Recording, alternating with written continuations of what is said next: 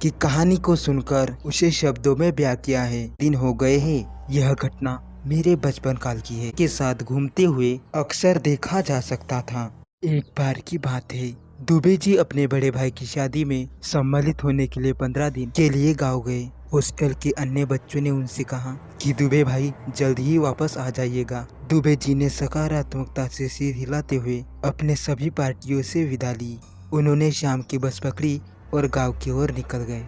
क्योंकि उनके पास तब फोन आदि की सुविधा नहीं थी, इसलिए वे अपने सहपाठियों को अपने घर पहुंचने की खबर तुरंत नहीं दे सकते थे। और इधर हॉस्टल में दुबे जी की कमी तो सहपाठियों को होती थी, पर उन्हें संतोष था।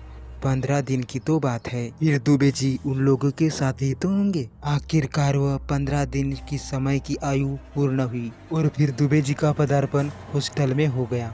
पर यह पदार्पण कुछ अलग हटकर थी, क्योंकि दुबे जी के चेहरे पर से पहले वाली मुस्कान गायब थी और उनका मिलना रवैया भी। अब तो दुबे जी पूरे के पूरे बदले हुए नजर आ रहे थे। यहाँ तक कि आने के बाद वे ना ही वह अपने सहपाठी या अपने रूम पार्टनर के साथ अच्छी तरह से बात नहीं की और ना ही घर परिवार शादी विवाह आदि की ही कोई बात बताई। एक दिन रात को खाना बनाते समय उनके रूम पार्टनर ने कहा कि दुबे जी आज की रात आप जो कहेंगे वही बनाऊंगा। तो दुबे जी ने बेमन से कहा कि अपने मन से बनाओ, वैसे भी मुझे आज भूख नहीं है। दुबे जी का यह उदासी बदला बदला स्वभाव उनके रूम पार्टनरों को परेशान किया जा रही थी। वह लड़का सोच रहा था कि कब कोई दुबे जी का घर का व्यक्ति आए और वह उसे बात करे, क्योंकि उस रूम पार्टनर के लिए दुबे जी रहस्यमय होते जा रहे थे। क्योंकि वे हर बात को टालने के साथ ही कभी कभी दिन भर भी गायब रहते थे। एक दिन तो ऐसी एक भयावह रोंगटे खड़ी कर देने वाली घटना घट गई कि रूम पार्टनर बेचारा बीमार पड़ गया और छुट्टी लेकर उसे 1 हफ्ते के लिए गाँव जाना पड़ा। हुआ यह कि एक दिन सवेरे सवेरे रूम पार्टनर उठकर टहलने चला गया। उधर ही कहीं से नीम की दातुन तोड़ लाया था।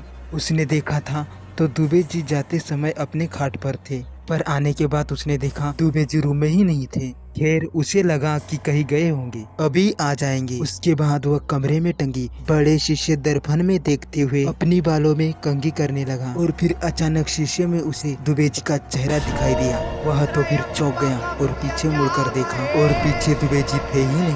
फिर वह लड़का डरते डरते शीशे की ओर मुड़ा तो शीशे में दुबे जी का चेहरा नहीं दिखा। वह एकदम से परेशान हो गया और फिर डरते हुए वह अपनी खाट की ओर बढ़ने लगा। एक दिन तो दुबे जी के रूम पार्टनर पर ऐसा डरावना भय हुआ कि वह डर के मारे उसका शरीर कांपने लगी और वह अपने आप को संभाल नहीं पाया।